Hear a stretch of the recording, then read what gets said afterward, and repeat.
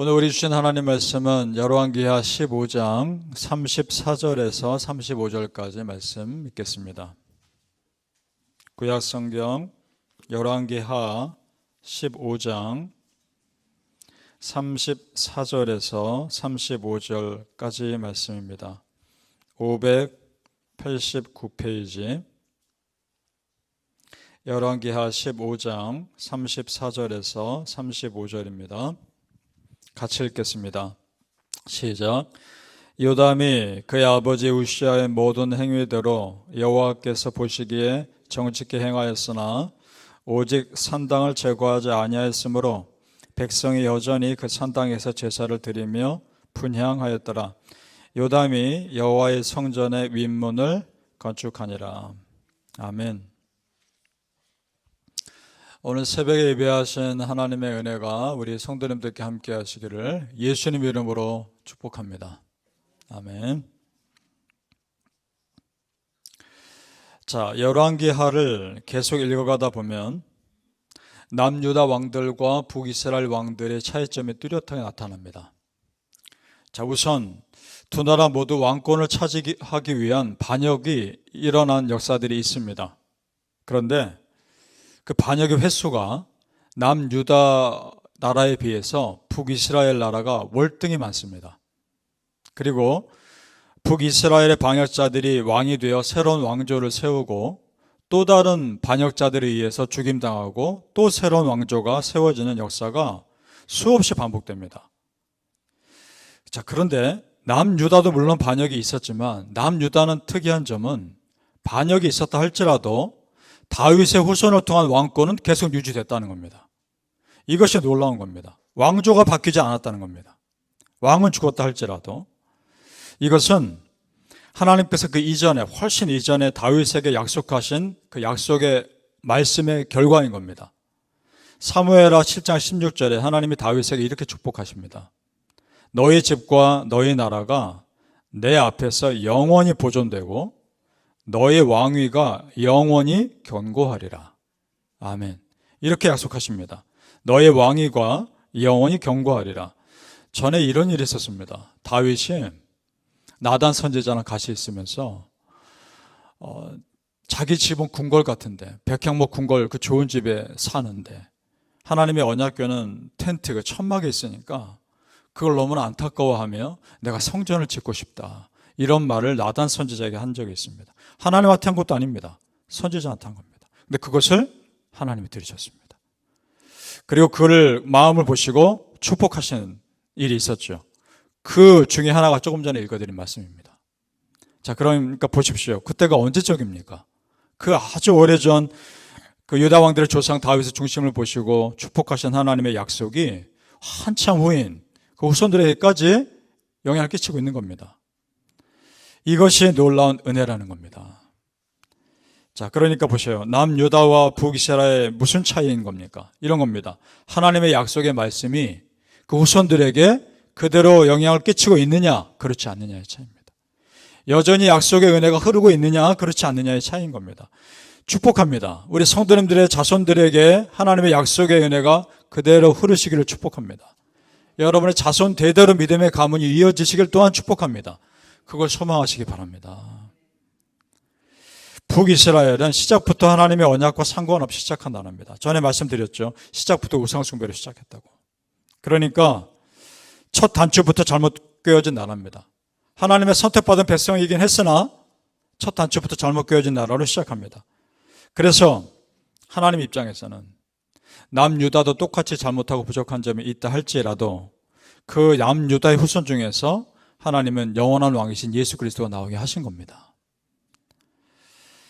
이것은 완벽한 하나님의 약속의 성취입니다. 성도님들, 내가 여전히 하나님의 은혜를 믿고 있고 그 하나님의 은혜가 여전히 나와 내 가정에 흐르고 있다는 것 자체가 축복이라는 것 믿으시기를 소망합니다. 아멘. 남유다 왕들과 북이스라엘 왕들에게는 또 다른 차이점이 하나 있습니다. 그래도 남유다 왕들 중에는 하나님 보시기에 정직히 행한 왕들이 그래도 있었습니다. 그런데 북이스라엘 왕들 중엔 대부분이 여로보암의 죄를 걸어갑니다. 자, 우선 28절 말씀 보죠. 열왕기하 15장 28절 올라가 보시죠. 여호와께서 보시기에라고 시작하죠. 찾으셨습니까? 같이 읽겠습니다. 시작.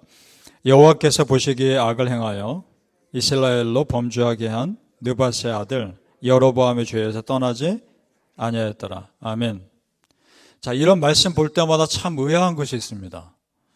그 조상들이 여로보암의 죄에서 떠나지 않음으로 인해 하나님의 심판받은 거 알 거 아닙니까? 이미 뻔히 알 텐데 왜 그 죄를 벗어나지 못하고 있는 것일까? 의아하지 않습니까? 그럼 반대로 해석해야 되는 겁니다. 무슨 말이냐? 그만큼 죄의 영향이 크다는 겁니다. 하나님 말씀대로 살려고 하는 마음보다 죄 짓고자 하는 마음이 그만큼 강하고 끈질기다는 겁니다. 그걸 못 이기는 겁니다. 따라서 성도님들, 내가 지금 나의 죄된 본성과 싸워서 믿음의 삶을 살고 있다는 것 자체가 축복이고 은혜입니다. 믿습니까? 자, 그렇다면 남유다왕들은 어땠을까요? 34절 말씀을 우리 다시 한번 읽어볼까요? 열왕기하 15장 34절입니다. 시작. 요담이 그의 아버지 우시아의 모든 행위대로 여호와께서 보시기에 정직히 행하였으나. 아멘. 거기까지만 보겠습니다. 자, 북이스라엘 왕들과 달리 그래도 여호와께서 보시기에 정직히 행한 면이 있는 겁니다. 그러니까 약속의 은혜가 후손들에게까지 끊기지 않고 전해질 수 있었던 겁니다. 이런 사람들 때문에. 여기서 중요한 것, 그의 아버지 우시아의 모든 행위대로라고 되어 있습니다. 자, 그러면 우시아도 완벽하진 않았겠지만 그래도 우시아도 하나님 보시기에 정직하게 산 면이 있었던 거 아닙니까? 그것이 그 아들에게 전해진 것이죠. 자, 성도님들, 저를 보십시오. 중요한 내용입니다. 우리 자녀들의 신앙 교육을 위한 최고의 교육 자료는 믿음의 부모들의 삶입니다. 믿습니까? 100마디 말보다 부모님들의 신앙의 삶과 행동이 뒷받침되어 줬을 때 우리 자녀들은 도전을 받는 겁니다. 그러니까 자녀들에게 예수님 잘 믿으라고 하기 전에 부모님들이 예수님 잘 믿어야 됩니다. 자녀들에게 예배 잘 드리라고 하기 전에 부모님들이 예배 잘 드리시면 됩니다. 우리 부모 세대가 먼저 하나님 앞에서 신실한 믿음을 보이며 살면 언젠가 우리 자녀들 따라올 겁니다. 그 소망 가지고 오늘을 믿음으로 살아가는 겁니다. 바라기는 성도님들, 여호와 보시기에 정직히 행하는 여러분의 삶을 여러분의 자녀들이 그대로 따르는 은혜가 있으시길 예수님의 이름으로 축복합니다. 아멘. 이렇게 남유다와 북이스라엘이 뚜렷하게 신앙의 차이가 있었음에도 안타까운 것은 결국 남유다도 무너집니다. 왜냐? 결국은 북이스라엘의 우상숭배 길을 걸어갔기 때문에. 따라서 여호와 보시기에 정직히 행했던 왕들에게도 결정적인 잘못이 하나 있었습니다. 그것은 산당을 제거하지 않았다는 겁니다. 이것을 이해하기 위해서는 산당 제사가 어떤 것인지 알 필요가 있는데 그 당시 사람들에게 산은 신비로운 곳입니다.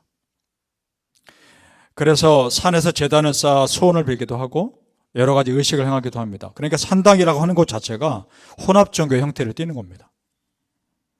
그런데 유일신 여호와 하나님을 믿어야 하는 이스라엘 백성들에게는 산당 제사라는 것은 도저히 용납돼서는 안 되는 것입니다.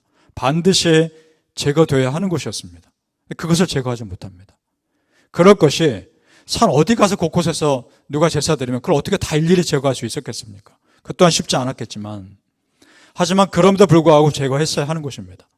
결국 이 산당이 어떤 곳이 되느냐? 바알 우상을 숭배하는 곳이 됩니다. 열왕기상 14장에 보면 14장 23절에 아세라상을 산당에 세웠다라고 되어 있습니다.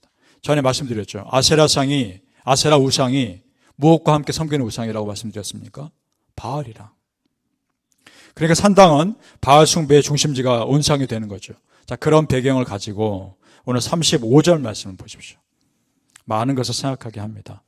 35절, 15장 35절 시작. 오직 산당을 제거하지 아니하였으므로 백성이 여전히 그 산당에서 제사를 드리며 분향하였더라. 요담이 여호와의 성전의 윗문을 건축하니라. 아멘. 자, 성전의 윗문을 건축한 것은 잘한 겁니다. 성전의 수리앞 부분 고친 거니까. 하지만 앞부분에 산당을 제거하지 아니하였으므로라는 말씀이 의미심장합니다. 자, 보다 본질적인 문제를 고치지 않고 보이는 것만을 고치는 것이 결국 의미가 없기 때문에 그렇습니다. 왜냐? 이스라엘 백성들이 고친 그 성전에서 이스라엘 백성들은 여전히 우상을 숭배했기 때문에 그렇습니다. 그러면 보이는 성전 고치는 것이 무슨 의미가 있습니까? 그 성전에서 그들이 버리지 못한 우상을 숭배하고 있는데, 자, 성도님들, 보이는 것을 고치는 것보다 보이지 않는 마음 고치는 것이 우선입니다.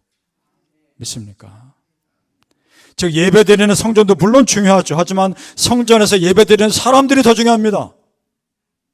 성전에서 예배드리는 사람들이 어떠냐에 따라서 어떤 예배가 드려지느냐가 결정되기 때문에 그렇습니다.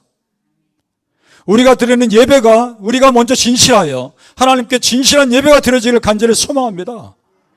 바라기는 성도님들, 보이지 않는 내 믿음이 보이는 내 삶을 주장하며 보이는 내 삶을 믿음으로 이끄는 은혜가 있으시기를 예수님 이름으로 축복합니다. 아멘. 기도하겠습니다. 아버지 하나님, 어떤 믿음의 삶을 살아야 합니까? 정말 내가 먼저 진실하고 내가 먼저 신실해서 내가 드리는 예배가 진실한 예배 되게 하여 주옵소서. 보이는 것에 너무나 마음 많이 뺏기지 않게 하시고 내 마음 중심이 먼저 하나님 앞에 바로 서 있는가를 바라보게 하여 주옵소서. 그래서 이스라엘 백성들의 안타까운 모습을 우리가 뒤따라가지 않게 하시고 정말 내가 먼저 예배 잘 드리고 내가 먼저 예수님 잘 믿어서 우리 자녀들에게 그 믿음이 그대로 흐르는 은혜가 있게 하여 주옵소서. 내가 정말 기도하고 눈물로 하나님 앞에 엎드리는 그 모습을 보면서 우리 자녀들이 그대로 따라오게 하여 주시옵소서. 어떠한 재산보다 믿음의 유산을 물려주게 하여 주시옵소서. 감사하며 예수님 이름으로 기도합나이다. 아멘.